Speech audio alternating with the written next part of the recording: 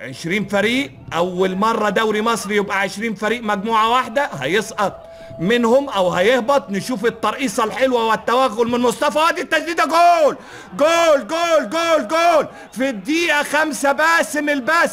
باسم الحاسم في الدقيقة 5 بيضع الهدف الأولى والرصاصة الأولى للفارس الأبيض ليصيب النسر الأخضر في بداية أحداث هذا اللقاء. ولكن بص شوف الرواية، بص شوف الشاب الجميل مصطفى فتحي، انطلاق وتوغل والقدم التي تعرف الطريق الى المرمى. باسم مرسي بيعلنها جديدة ويعلنها صريحة في الدقيقة 5 من عمر وزمن اللقاء. بص شوف فارس الابيض بيعمل ايه، وبص شوف باسم مرسي بيصل للهدف العاشر ليه خلال هذا الموسم، ويتقدم للفارس الابيض